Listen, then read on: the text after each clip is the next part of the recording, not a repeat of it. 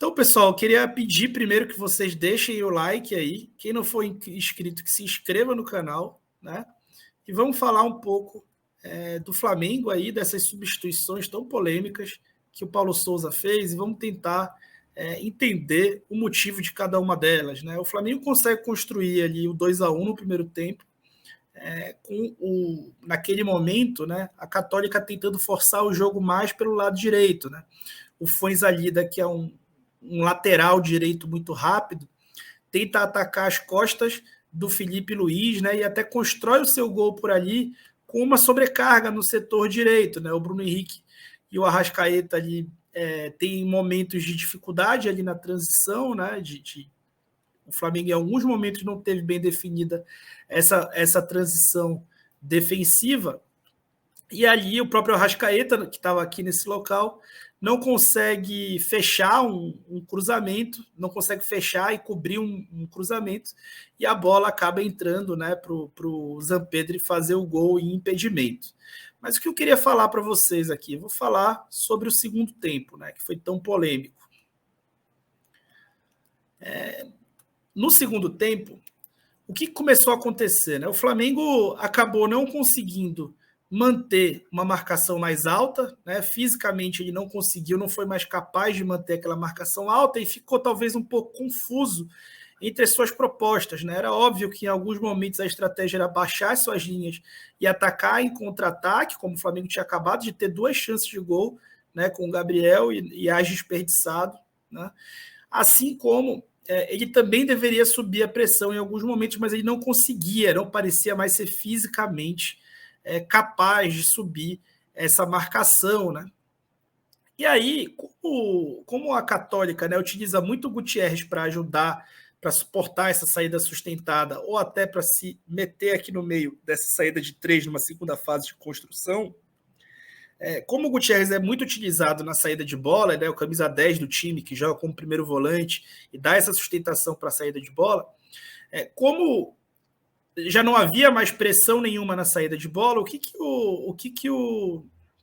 acabou acontecendo? O Gutierrez não precisava mais ficar ali de volante, avançava para meia, e o Orellana acabava jogando aqui atrás do Zampedri mais pelo lado esquerdo. Então, o que aconteceu?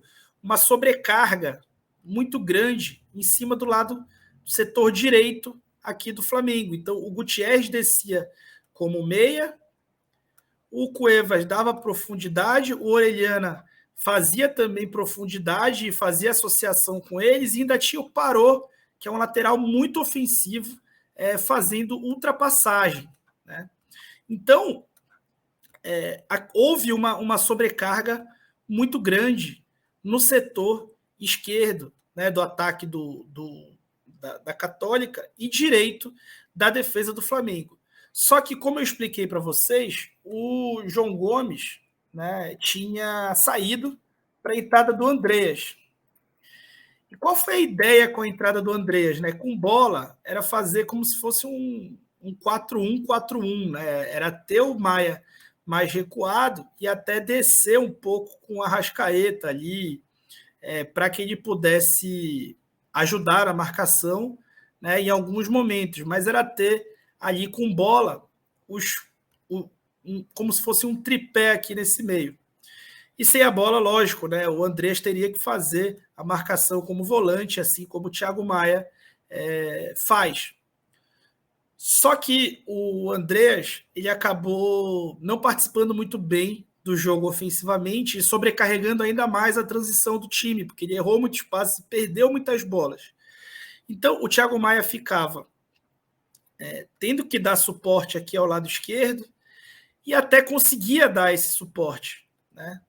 O problema é que, como havia nessa sobrecarga e esse suporte era necessário, por vezes, né, a bola acabava passando, porque havia uma superioridade qualitativa aqui, porque o Católica subia com todo mundo e ficava assim muito exposto ao contra-ataque. Né?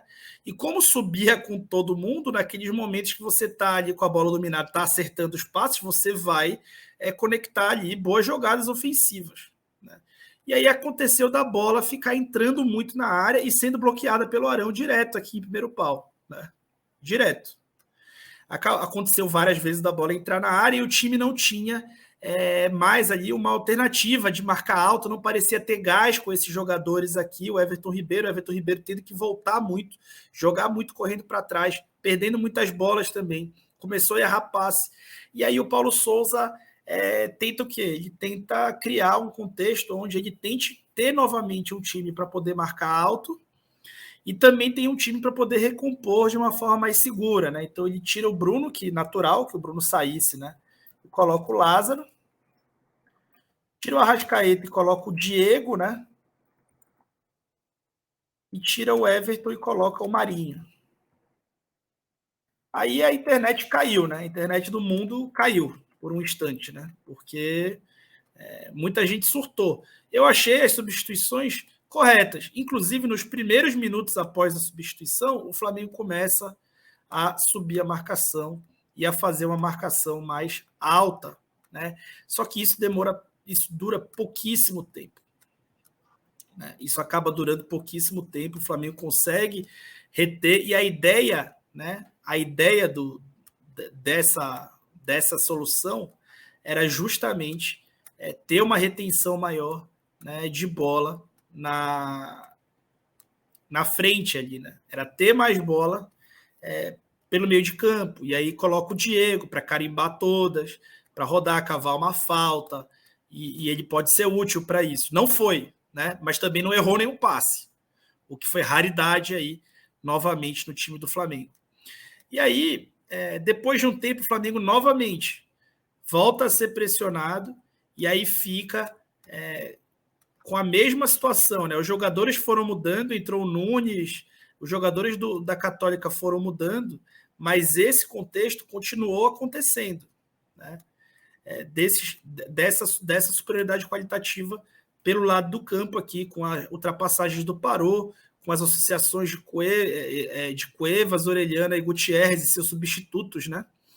E aí o Flamengo não conseguia ser combativo, né, com o Andreas tão combativo quanto o João Gomes era, e também não conseguia ser retentor, né, da bola. E acabou que num contra-ataque encerrou o jogo. O que é importante falar? As principais chances de gol no segundo tempo, né, que não foram lá algumas chances de gol, foi um chutaço na trave, né? Chances de gol que a Católica teve foram antes das trocas, né? Então, de fato, o time não piorou com as trocas. Não dá para dizer que o time piorou com as substituições. O time melhorou com as substituições. Ele foi mais capaz, ele teve mais energia na recomposição. O Marinho trabalhou melhor a recomposição do que o Everton Ribeiro, né? O Lázaro já trabalhou melhor a sua faixa do campo do que o Bruno Henrique estava trabalhando naquele momento.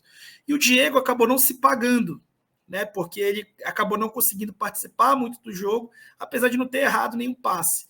Mas a grande substituição, a substituição negativa do dia foi a entrada do Andreas, que novamente não conseguiu entrar bem, né? Não conseguiu entrar bem na partida.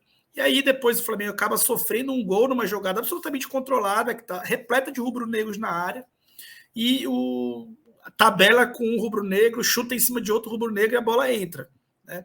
Mas o que é importante falar aqui? Essas substituições, elas aconteceram para que o time sofresse menos. E sim, o time passa a sofrer menos após elas. Tá bom, pessoal?